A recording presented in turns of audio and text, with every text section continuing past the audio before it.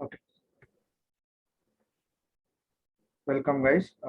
Welcome to our Access Agile Festival. As a part of this 3-day event, today we have session on enterprise agile transformation challenges and relevant solutions. We have Bhaskar Reddy with us. Before introducing our speaker, I would like to mention our vision. Okay, so Access Agile Festival vision is a worldwide, inclusive, free, and co-created festival to learn and share how to nurture a much better community with agile mindset. Okay, so this is called as free festival or a celebration or a program of events or entertainment having a specific focus, not costing or charging anything. So this is our free festival. I think this is the only festival which on agile which is free. Okay, before kicking off the session, we would like to introduce our code of conduct. So here is the code of conduct of the event. We do not tolerate any harassment within this festival in any form. Okay, so our festival is dedicated to bringing people together from all over the world. So everyone has equal and fair experience regardless of gender identity, expression, age, or sexual orientation, disability, physical appearance, race, ethnicity, religion, or technical choices. So I have this link. I'll be posting this link. You can go through the code of conduct and please abide to this code of conduct. Any instances where we are not following this code of conduct, please do report to us. We are there to help you guys and we will take care. Okay.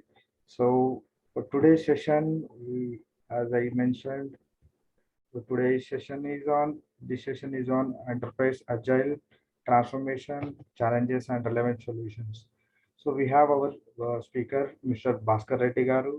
So Bhaskar has 26 plus years of experience, in which 14 years at USA, of servant leadership experience at management and technology, primarily in delivering the world-class software, out of which 10 years in lean agile coaching and execution of agile frameworks within enterprise transformations.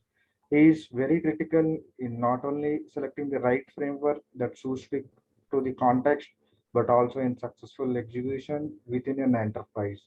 He has been implementing the frameworks successfully, such as Scrum or Kanban or a combination of both, or XP, including the scaling frameworks such as Discipline Agile Delivery and Scaling Agile Framework, SAFe. He is an excellent at performing vivid roles such as an enterprise coach, agile and DevOps, mentor, trainer, game changer, lean thinker, consultant, strategist, transformer, and leader, etc. for successful transformation of people, culture, and an enterprise. It is my privilege to introduce our speaker, Bhaskar Reddy Garu, and now I pass on to you for proceeding further. Thank you, sir. Thank you, Vinay, for that warm introduction. Hi, everyone. Let me share my screen.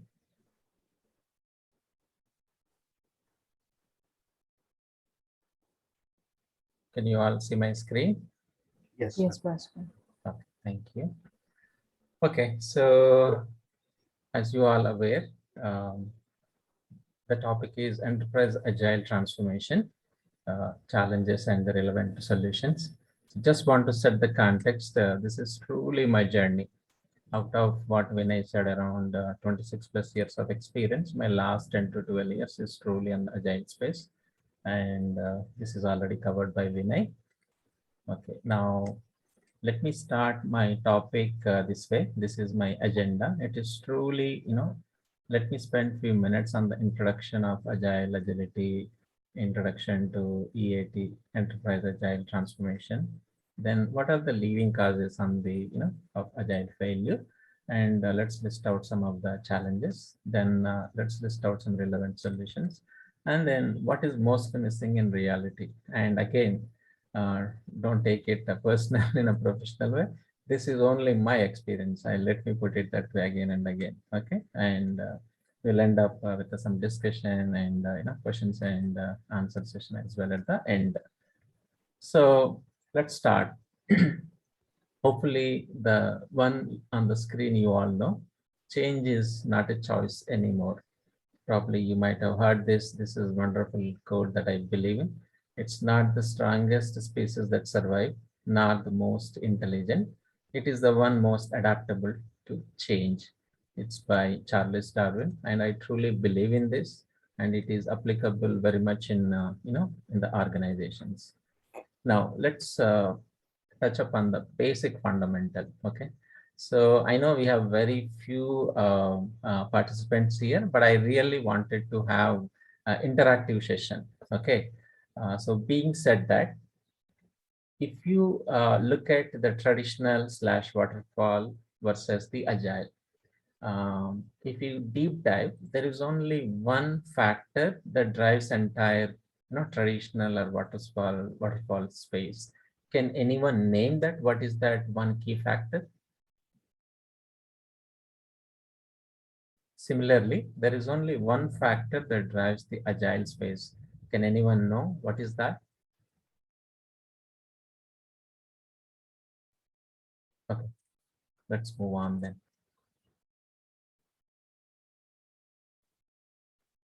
This is what it is. Traditional is always plan driven. Agile is always value driven. So that's the fundamental and basic difference between waterfall versus agile. And if you look at waterfall is a defined, predictive, require every piece of work to be completely understood before the project, the actual planning begins. Whereas the agile is the other way. It's truly value driven, empirical process control. It's very adaptive. It's always go through inspect, adapt, and transparency, wherein very iterative and incremental process. Okay.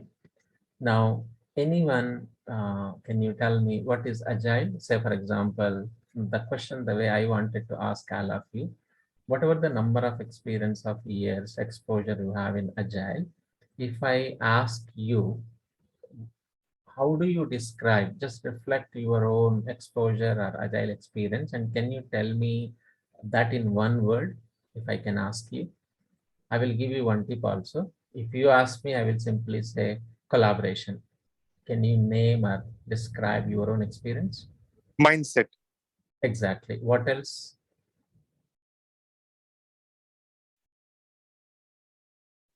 Okay, let's move on. You have n number of, the definitions if you go and Google it. But the most I believe in, and at least the closest, the most, closest definition, one is by Scott Ambler.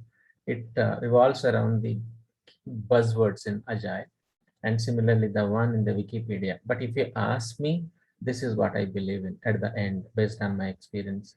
Agile is simply the mindset, the values, and the collaboration. That's it.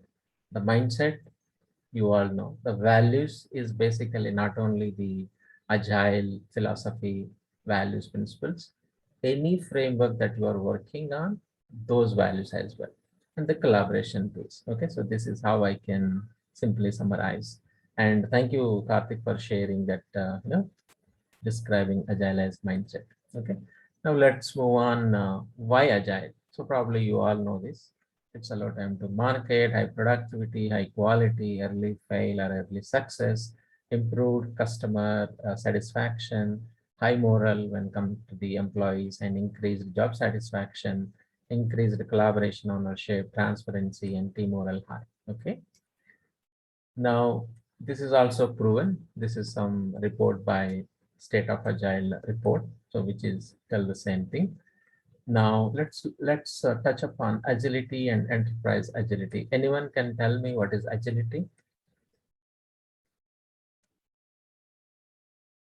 Okay, let's move on. Agility is nothing but the ability to both create and respond to the change in order to profit in a turbulent business environment. And also we can say the agility is the ability to balance flexibility and stability. If you look at enterprise agility, is all about the business agility across the enterprise, entire enterprise. So the basic fundamental terms before we jump in, why into the core of today's topic. Now, why enterprise agility? What makes you to go for it? So it's always like, to delight customers with effective solutions and to meet their specific needs. Individuals in the business need to transform for their business agility.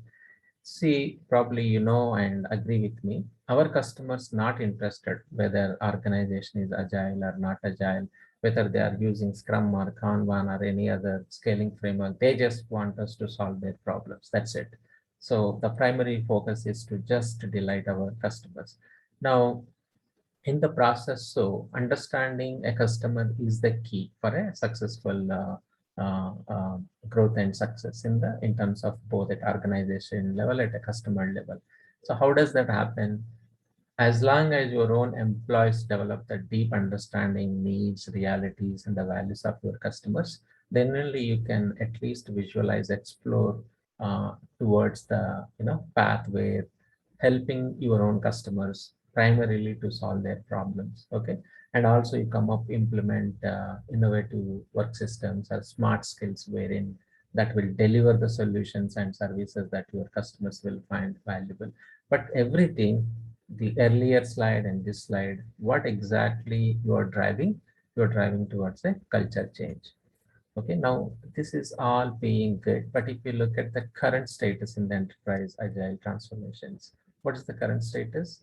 We have almost over 65% of the Fortune 500 organizations are struggling to keep up with the rapid pace of market and technological changes, which is a huge something everybody needs to understand and consider this factor. Uh, and if you look at organizations of all sizes across the globe and the business sectors are stressed to adapt and thrive in this age of uncertainty. And making agility at scale work and sustaining at large enterprise scale is a constant challenge. And evolving and evolving transformational maturity. So this is like an ongoing. So what is that you are coming out of these two? This transformation at enterprise level is always a challenge. Is always something that you need to really consider carefully and act tactically and strategically to make it very success. Now, what frameworks are using in the organizations? I'm sure you all know this, Scrum, Kanban, XP, and combination of Scrum, Kanban, Scrumban, okay? And this is again from the State of Agile report. And if you look at, there are scaling frameworks. Whenever you talk at a team level, we come at just one particular framework. But when you look at enterprise level, these are available 6 agile scaling frameworks, say DAD, SAS, Nexus, and Enterprise Kanban, which is kind of called as well as Portfolio Kanban. But the essence of one of these has its own merits, demerits, pros, cons. But what and how you select is based on the given context and what fits you and helps you more again to solving their your own customers' problems, issues, challenges. Okay. Now, having this basic background, now say for example, when you are scaling up, what are the key factors that indicate your team maturity or enterprise agility? So once we know, we will deep dive into leading causes of the agile failure and challenges and the rest of the topic. So if you look at it at team level, okay, so these are the basically 5 factors that comes to my mind. Team formation. It can also be called as composition, team composition, and being agile versus doing agile, or it can also be called team chemistry. Also, you can say as a team dynamics plays a significant role. And the product, how this team is associated with the product, and the agile process, how the team has been doing from the start day one to till now in the agile journey. And agile engineering, how the teams are adopting the tools. Is automation is happening? Is CI/CD is happening? If so, what are the types of tools they have? So these are the 5 basic fundamental factors that I can think of to help or measure the performance of a team.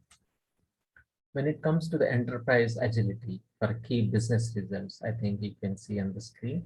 One is time to market, quality, productivity, customer satisfaction, partner vendor health, and the last one is employee engagement. And these 6 factors are very, very play a significant role, and all are equally important. But how do you measure? I mean, if you look at customer satisfaction, how do you do? Even though you come up and implement all the frameworks and do whatever the best that fits in, customize, but end of the day, this is how you measure. If you are saying your business result, which is customer satisfaction, is increased, how do you measure that? Based on this NPS score. Now, how do you get that NPS score? Suggested metrics that can be used to measure is some surveys you do. Similarly, low time to market. How do you do that? Frequent releases. Are you really doing that?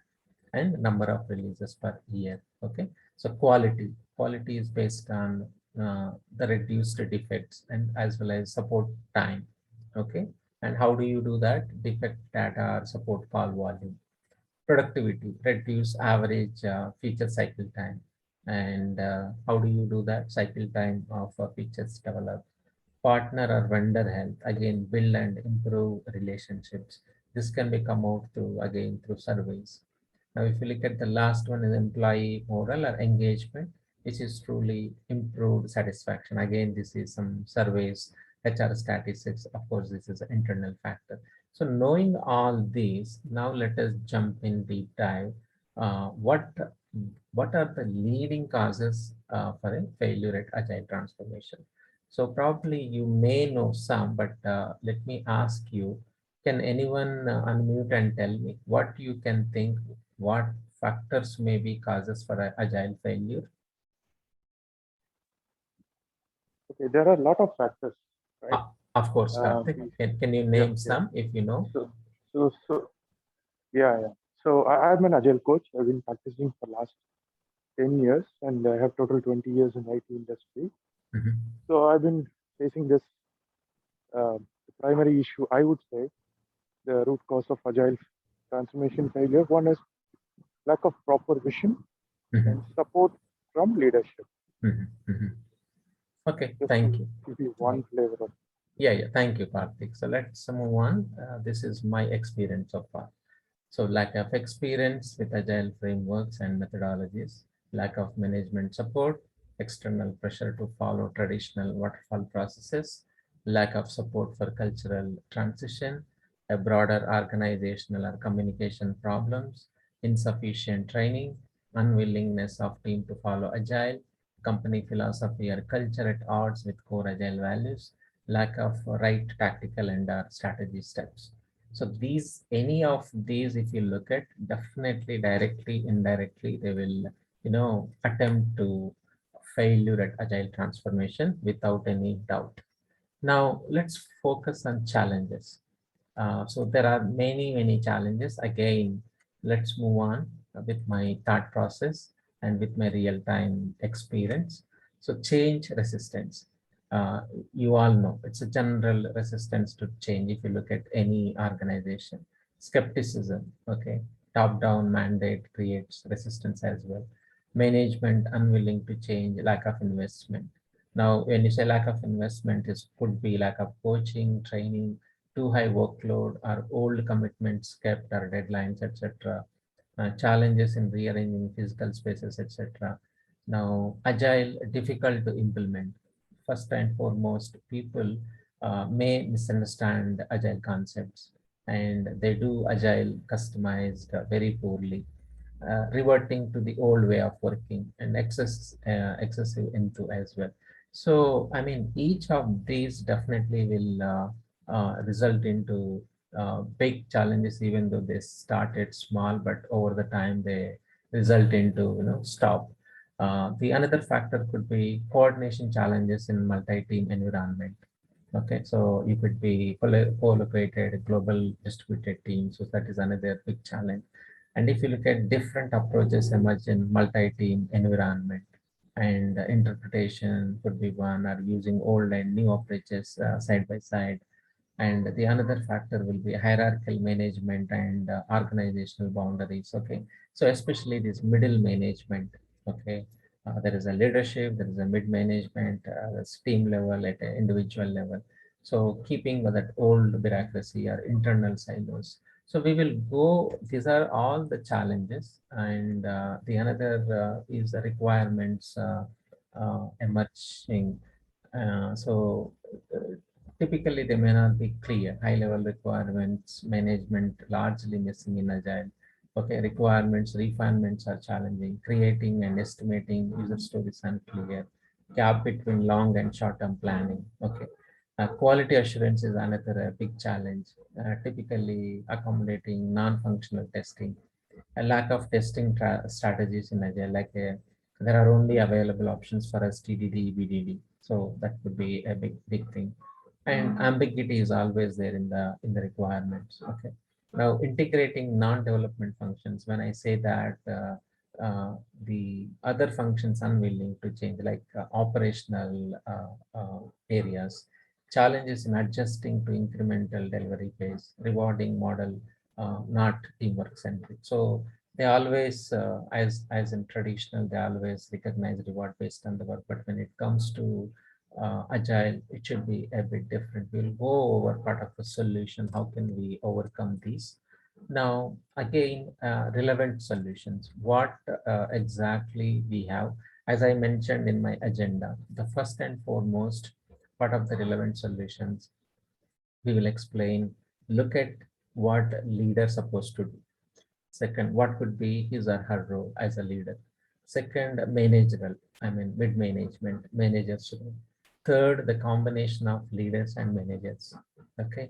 Now, the fourth one is the team's role. How can they make it enterprise agile transformation successful? And we'll go one after another now.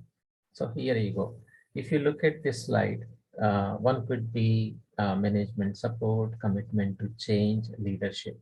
As I mentioned, we'll go into depth of it when it comes to the successive slides on leadership role as well as on the manager's role. But the main piece here is the education. As soon as we kind of take a decision on agile transformation or taking a particular framework or a scaling framework, that education need to be happen. That change awareness should be brought into everybody's attention. So how, what, where, when. So whenever a change is coming, you all know those 5 Ws and 1 H, right? So who is doing, who is behind the change, what is the change, why the change, when is the change, where is the change, and how this change need to be brought in. So those need to be very clear. So the another is choosing and customizing the agile approach. Of course, whatever theory says, that doesn't work at a practical level. So in the realistic situation, it is very different. But however, you have the concepts in place, theories in place. Now looking at your domain, business need, customers demand, how can you customize to make it very simple? And how can you do that? So that is something, some analysis need to happen, some action planning analysis need to happen, wherein you can come up that fits the best for that domain, for that nature of the work. And especially if you initially, if you don't have anything, you start somewhere, and then based on your experience, you keep on refining it. Now sometimes I like this concept of POC, piloting. So start with pilot, don't just start in a big bang. Okay, and then based on that experience, you can start refining and then go from there. Now, the another big one of the on the requirements front, user story management or feature management. You really need to have recognize the importance of it and bring in POs or product management, product manager role into the place, and then make sure this is controlled. Invest in learning to refine the user stories. So this training, coaching, so definitely you need to have happen that. I'm sure you all agree with me. In an organization, if organization leadership or a advisory board, if they have taken a decision, by the time that training comes to some of the individuals, it is almost after 6 months or after 1 year. So I agree that it is working, learning, doing, but at least if any change is kind of announced, it is always better to have that appropriate steps taken first, including a training if it is needed, and then you can ask people to learn while working. Okay. Now engaging people, this is another big boosting for the people. After all, the organization is all about people, process, technology, leadership, and internal there is a big piece called culture. So those four ultimately drives towards that culture. So that comes only when the leaders come in, managers come in and talking to the employees day in, day out. Okay. Ensure that everybody is engaged at appropriate levels. Now, the other thing is team autonomy. Allow teams to self-organize, okay, and ensure they work, independently. They take decisions independently. Now, these are the two, again, very, very critical: communication and transparency. So when I say communication, it could be at any level, team level, at a management level, leadership level. So top to bottom, it should be very, very crystal clear, day in, day out. And as I already touched up on the change, especially you really need to elaborate it on these 5 Ws and how portion as well. Now, the mindset and alignment, these two are truly results into the culture. So you really need to have a lot of focus on it. Make sure you concentrate on agile values, principles. And again, it's not just the agile manifesto, but any framework you are bringing in, for example, Scrum. So you really need to understand in and out of the Scrum framework and including those values and the practices. Okay. And as usual, agile is always ensure the individuals are talking to each other within the teams, and once in a while to arrange some social events, some agile days, agile road shows, whatnot, and create some agile communities within the organizations and encourage this community of practices or SIG, special interested groups, and always try to balance and align the organization like mission, vision, values. Okay. Now there are n number of factors like this, but I just wanted to give a glimpse of what could be a appropriate solution for a challenge that we need to really look at the challenge, and then at that context what bets what exactly fits in a part of the solution we really need to look at and then apply accordingly. But end of the day, if you look at on this slide, you should have first clarity on roles, whatever that role may be. The role responsibility should be very crystal clear, and always shared services, for example, bring agility there also on the support operations, especially the HR, finance, whatnot. Okay. Now, as I said, collaboration should be there at every level, and a sustained pace, or you call it consistent adoption of these latest technologies and tools, fit for purpose, and always focus on the attention to results, which one of the attributes of high performance um, team or organization. So always focus on that. So this is how we have variety of solutions, but the smartness lies in where you apply, what kind of a challenge you are faced, and how do you apply appropriately to make it result. Now there are few more. If you look at, as I said, there is a scaling framework, there is a leader's role, manager's role, and leaders and combination of managers role, teams and team members role. Now let's go one after another. Anything whenever you look at and starts scaling up your agile teams, for example, say it could be say for DAD or less or a SAS. Okay. So whenever you are coming to any of the scaling frameworks, you really need to look at these parameters. Like it could be strategy, governance, operations, people, process, technology. Like example, if you take a SAFe, it can be applied at a team level, program level, solution level, enterprise level. So in order to apply at one of these levels and ensure it is very, very successful, these are directly hitting that. You should have right strategy, right governance, right operations, right people, right teams, right process, and right technology. Otherwise, nothing will happen. So that's why always whenever you choose any scaling framework, you really focus on these and ensure these are really apt, and so that we can apply one of these that fits to our nature of the business or demand from the customers, whatever. Ensure we can be able to implement and we'll make it successful execution. Okay. Now let us look at leaders role. Now leaders are always strategic. They always help us setting this overall direction for the organization. Now, designing the agile transformation roadmap, they are always supposed to lead the people, develop the people, and they always inspire, align with mission, MVV, and decentralize the decision making, leaving people decentralized and giving empowerment to make decisions at a team level, and always releasing them and giving flexibility to work them. And leaders being should be very open for feedback, always do this adopt of inspecting and adapting, and they always focus on sustainable pace, quality, high moral of both at customer side and at internal employee side, and then the customer delight. So this is how the leader should play a big role. And there is one more very interesting, that the leader should help creating learning organization. So probably you might have heard this famous person, Peter Senge. These are the five characteristics that made very effective and efficient learning organization. So leaders should come forward and help, whether it is system thinking, personal mastery, mental model, shared vision, team learning.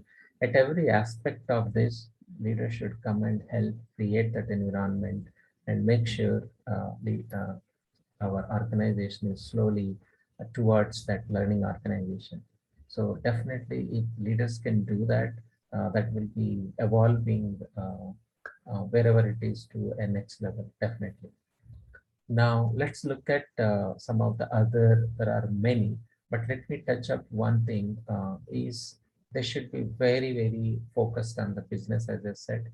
That could be need, urgency, vision for change or whatever.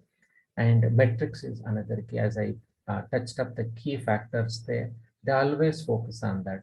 There is an interesting when you acronym for metrics, right? Probably you all know, measure everything that result into customer satisfaction. So those key factors that I mentioned at a team level are at a org level, enterprise level. So they should keep that, and then they are doing that very frequently to make sure where they are. And regarding the training, they should be, it's in their hand, they always support of that. And identifying the value streams, making sure they're helping the defined related team of teams, and always supporting the COPs, SIGs. Okay. And the another interesting thing, and I always believe in, leaders should truly gather a frequent feedback or surveys, and then taking appropriate actions accordingly. Whether is he or within his department or a portfolio, he always need to do that, because agile is always that feedback loop, very frequent feedback loop. So you need to do that and act accordingly. And they again helping to establish relentless improvements for suspense. And then ultimately, if you ask me, they should be role model example for changing the behavior and ultimately the culture of the organization. I mean, you can talk many things about leaders, but they are the key. So I thought I will just give a gist of the role. Now let's look at managers. What can they do in the enterprise agile transformation? So again, they set the overall direction, but they all do the tactical. Okay. Now designing the organizational context, the teams within a right composition and purpose, and help your teams to overcome their dysfunctions. First of all, managers should know what exactly a dysfunctional team, what kind of attributes are associated with that. How many of them in the real world, in a particular organization, are aware of these and do these things? It's a big question mark. Hope you all agree with me. And then they always should be very open to inspect and adapt, And at times, if needed or when needed, they should do this monitoring and managing the work process as well as the progress. But they should never do this micro managerial work and other thing on the teams. Now, you all remember this, one of the principles out of 12, the best architecture requirements and designs emerge from self-organizing teams. So encourage team self-organization. How many of managers, how many of the leaders in the organization do this? I don't, I mean, many.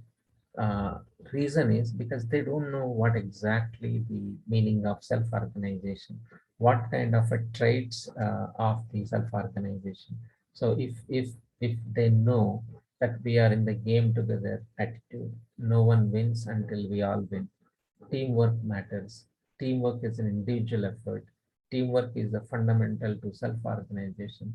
If anyone has this very solid background concepts of this, I'm sure they always come forward and encourage and support to make the teams to be very, very self-organized. Now, if you combine these two roles, leaders and the managers, what kind of role that they need to play? First of all, when they start adopting Agile, they should respect, appreciate, and follow the Agile philosophy. Understand two philosophical values of Agile and the Agile frameworks that is particularly in use. And they always need to follow the values and the guideline principles and always refer team's outcomes, team members' behavior to Agile values and principles. But how many of them are doing in the organization? It's again a big question marks. If an organization 50, 60, even 100 years old now started to transform, they first and foremost, they really come towards from that command control mode and start becoming servant leader. How many of them are, in reality coming? So that is a big question mark. But if they come, that is truly a stepping stone for success towards the cultural change. Now, how can we, how to recover from that command control mode? First and foremost, the mind change, believing theory why. So you all know what theory why leadership is all about. Ensuring they give the flexibility to teams, they make them empowered, they make them to take decisions on their own and move on. Now, extend your unwavering trust to the team for few sprints, suspend your judgment, then definitely that magic will work. You just relax, stay back and observe how the team is performing. They do the wonders, but nobody do that. You can recall even a daily scrum will get disturbed when a manager comes in. So I don't want to happen that. Let the team live in those values and let them flexible, let them empowered to make calls, to manage themselves, and focus on high focus on a business value delivery rather than micromanaging. Okay, and take it to the tune. Believe that this team can provide the best solution for the problems. Okay, now stop judging people. Let the team fail and recover together. Be detached from outcomes. Sense of no one is under the radar. Especially whenever I'm in any of the event, I will simply say, just be open. Just because some leader is there, just because a manager is there in the call, don't be afraid of. So just say something out of what. For example, in the retrospective sessions, I always used to ask them, if you have something that start stopped working, some relied on something, some delays in work because of XYZ reason, just spell it out so that at least next time onwards it will be very, very useful, and we can make it uh, progress there. Now, if you look at some of these continuation, stay focused on how the team is working together so you can help them to improve the quality and the completeness of the work. Always, be careful on what you said, your feelings, expressions, and the recognition rewards, especially as I touched up in the one of the prior slides. You always used to praise for a good work in the traditional. Here, you not only praise for good work, but when they get better as individuals and healthier as a team, you always make them, supportive and encourage the team behavior all the time. So these are some of the, what I can think of based on my experience. And again, this is one of the important slide that I put for you is belief. When you say the belief, if you look at in command control, that comes from a position. Power comes from a position, but in a collaborative, agile environment, it is truly in the collective teamwork. Ownership maintains ownership of information, whereas in a collaborative environment maintains transparency, openly share information and knowledge. And listening, sometimes listens and suggests, but in here, listens, encourages, suggests idea generating techniques. Solutions, deliver only the approved solution to the team. But here it is not that. Facilitate the meeting to generate ideas for solutions. Role and responsibilities, very rigid in traditional command control. Here, they always evolve and fluctuate. Issues, symptoms, firefight and focus on symptoms. But here it is seeks to uncover root causes of issues. Appraisal, it's only monthly, quarterly, semi-annual, annual, depending on the organization. But here it is like very quick, very quick. The collaborative environment makes a lot of difference there, and it's an opportunity for people to individually improve as well as at team level improvement overall, and to the domain, to the organization ultimately. Now, let's focus on teams role for a few minutes. Okay, as I said, there are two types of teams. We have co-located and distributed. You all know the meanings of it, but end of the day, these two are equally important. Each one has pros and cons. Okay, now you also know some of the benefits of when you say agile, co-location is preferred, team members will work together. That's a very crystal clear, even including co-located osmotic communications is also makes a lot of role. But if you look at the other side of the fence, wherein this distributed teams, I know we all know these challenges. Time zones could be, language barriers, intimacy, building trust, and the building trust. So these are the four key challenges we have. But when you compare to the challenges, the benefits that organization is going to benefit a lot, like the presence at the global markets, global talent, reduced cost, diversity, more work hours. So it's a continued business, 24/7 operations, etc. So benefits will play a significant role compared to the challenges. So that's why if you look at any organization at a mid-scale or even a small scale, or by default, the multinational organizations are all over on the globe. Now, what are some of the factors that we can help for effective results in the distributed environment? One is the leadership. It plays a significant role. Okay, they should inspire team members by purpose, values, alignment on priorities. Okay, and encourage the growth mindset, accountability, and shared success. Looking at second factor is coaching. So it's always, there are agile coaches, whatever that field could be, maybe some subject knowledge or whatever. So it should be acted and executed appropriately. So that there's always team development with that, and always focus on the stages of the development. Empowerment is again, as I said, very key role. Empower teams to self-assess and improve, self-organize, protect teams' autonomy, connect team success to organization's objective. One, I think one of the leader, if I recall, what he used to say is, in the team members, if smart people, they are very clear about their vision, objective, goal, uh, but they never work together. Whereas the people who doesn't have that kind of clarity, they just immediately mix up and work together. So, but the struggle or the smartness of a leader or manager is to ensure hire people with these smart skills, and then make sure they work together. Then their job will be become very, very easy. So I thought I will just share it with all of you. And then the another key factor is infrastructure. This will play a bigger role when the teams are distributed. It could be workplace ecosystem, or protocol tools to engage, communicate, and hold meetings. And the performance, it's again continuous attention to improving processes, practices for predictable outcomes and business results. When the teams are in, in that high performance mode, when they need that basic fundamental maturity levels in an agile team, they always go for that high performance. So definitely from the day one through when they reach out to the high performance team, these are very, very essential. You always need to attention to them, helping them, supporting them, making the right environment for them. I'm sure they will bring and do the wonders for the organization. Now, culture, again, this is, you all know, we come up across the culture in many ways. It's a very, very fundamental and very critical factor for the success of transformation at the enterprise level.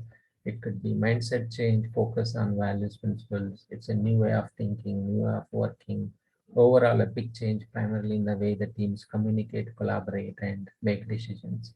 So as long as we bring in this flavor, definitely we will be very successful in the transformation. Now, again, this is truly my own experience.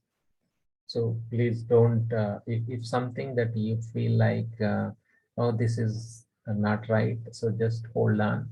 We can have a one-to-one conversation if needed, but this is what exactly I just want to put it to all of you.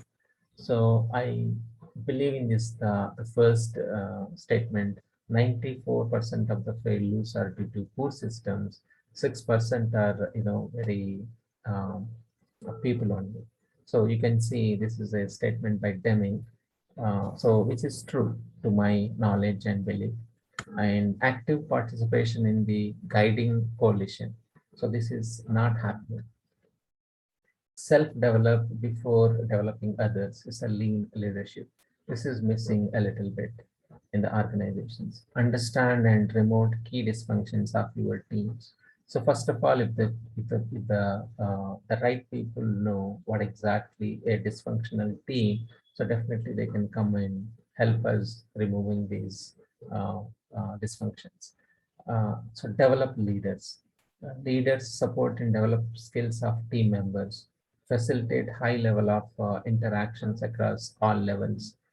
Sometimes I feel like no more jamba walks, making sure it's comes in that lean philosophy wherein they come together, they work with people on the floor, they know what exactly is going on the floor and things like, and contribute in creating a learning organization. As I said, the Peter's five philosophies, those five categories will really, really play a big role.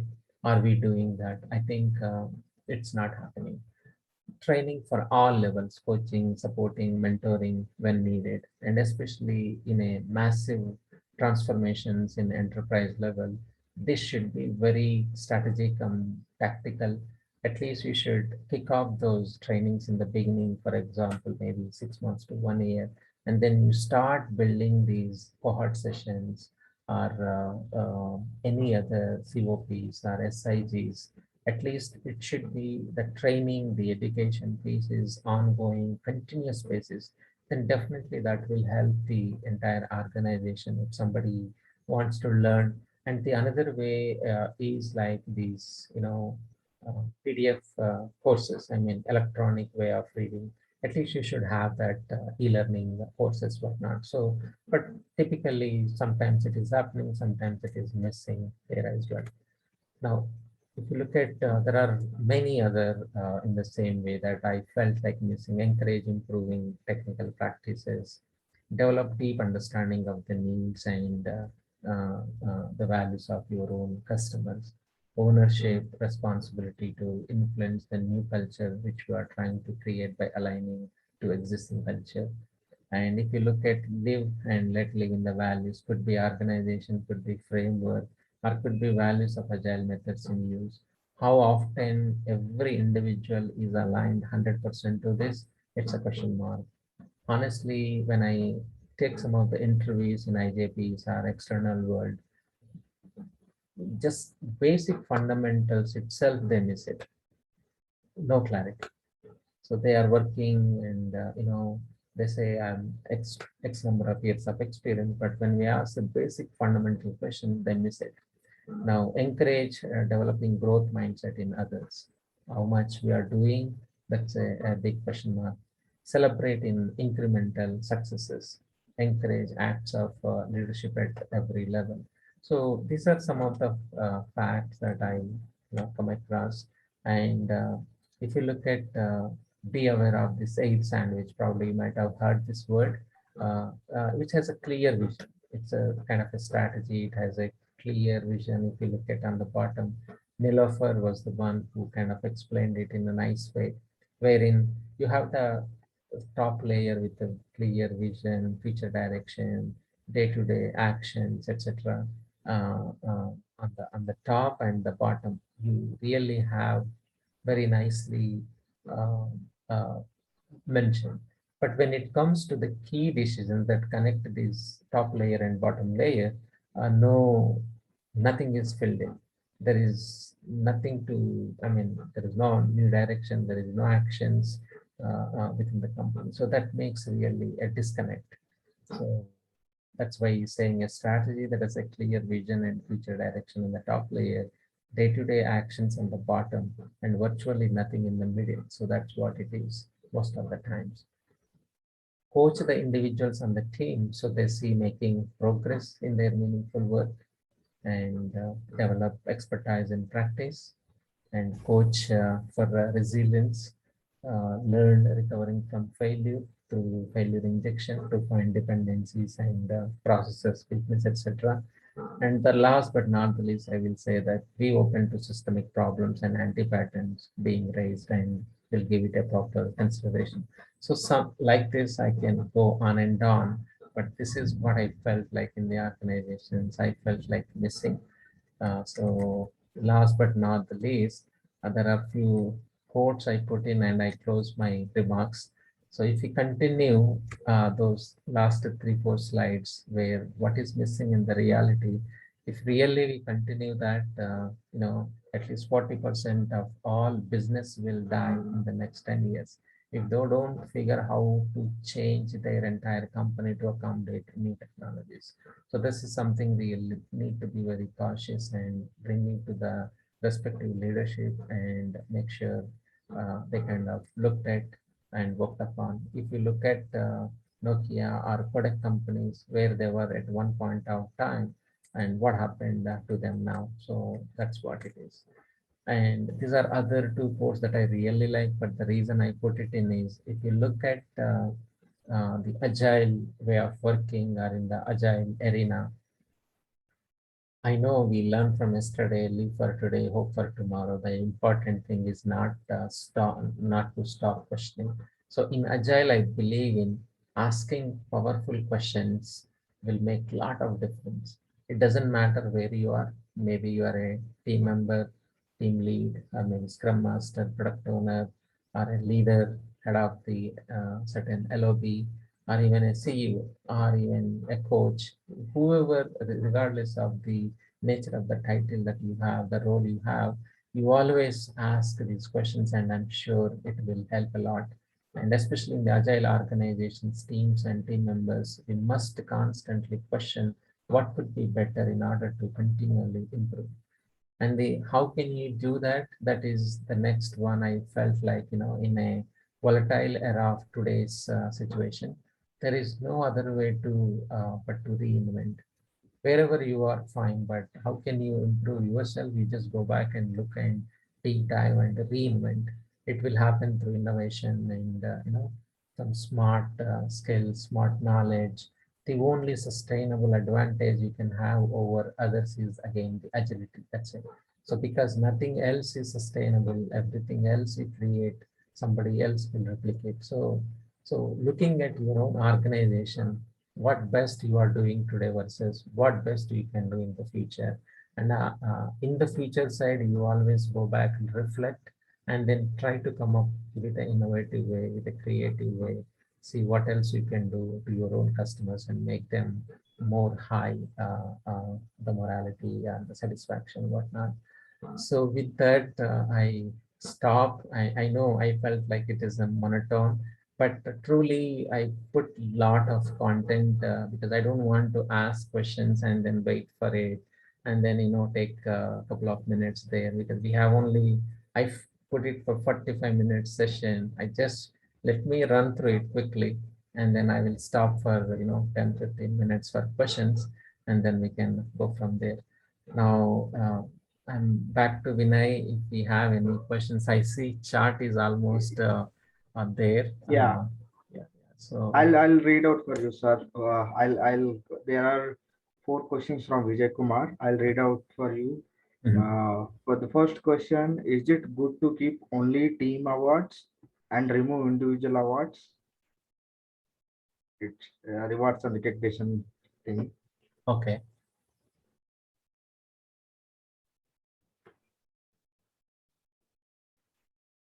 Can you read out that one more time, Vinay? Which one Sure, it is? sir.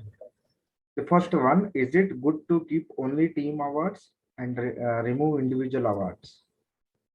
Yeah, it depends on the context. I mean, if you go truly by agile, it's a team. Team recognition is the best.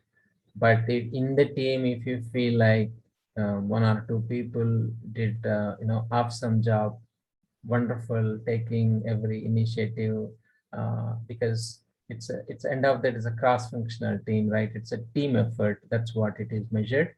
But giving both ways is also doesn't harm anyone, but definitely it is again, it depends on that context. If you feel like definitely it has to be awarded, recognized, as I said in the part of the rewards recognition, right?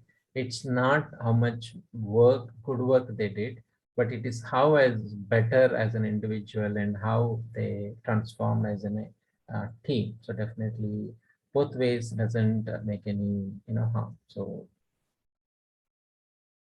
Sure.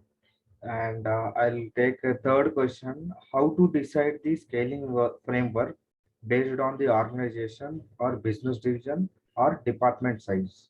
Please share your experience. okay, so the scaling comes is like typically you all know it in a team level, a Scrum team and a Kanban team and a Scrumban team. But when you notice that there are 10 teams or more than 10 teams, or even scaling can begin anywhere above 5+ teams. But the catch here is, as long as these 5 teams or 10 teams working on the same product or on a same application, and then it's always better to scale up so that you all can work together on the same product backlog. And if you all know the safe, it's a big room planning. We spend almost close to 2.5 to 3 days and focus on all those user stories and come up with this nice way of into epics and then user stories slash features and then dependencies. We figure it out, and it's always it's a journey, it's a process. So definitely that is how. But again, you take any of the scaling framework, it has its own values, principles, the framework setting. So you really need to follow that. If you safe is a pattern based, and depending on where you are at a team level or at a solution level, at a program level or at enterprise level, you have your own setup how to implement a safe framework. If you look at DAD, display agile delivery, it's a famous very reputed, recognized as a decision toolkit. So what exactly you are doing and wants to come out when you scale up is truly depends on that context. So, but if you don't have any clue, you start with one framework and see whether it is really working well for you. See, today's best practice may not be tomorrow's best practice. So tomorrow something will change. So I always say you start somewhere and then continue. Things are going well, you kind of continue. And then if things are not going well, stop and then reflect what exactly is going wrong and what best can fit in, and then come back and start doing it. That's how it is. One nice, very individual level on agile versus agility, I can give one example. See, we are all humans, right? And when time comes, you just become agile and agility. That is how I will give you one example. Say, in every day, you in the morning when you wake up till noon, you do like, for example, 5 items. Okay, so you wake up, you refresh, you have breakfast, and then you work, and then you play with kids.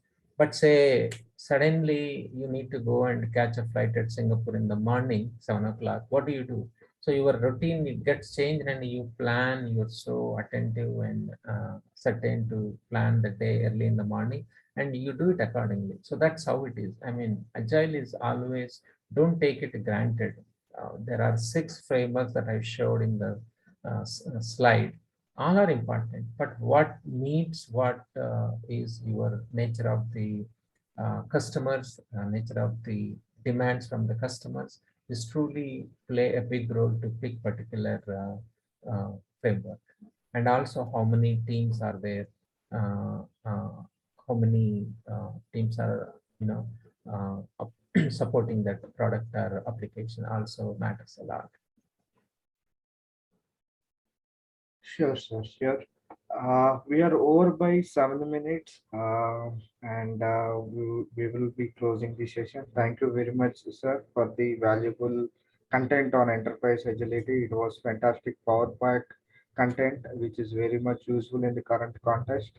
And this session will be, uploaded in the YouTube. We can refer this whenever we need some input on enterprise agility.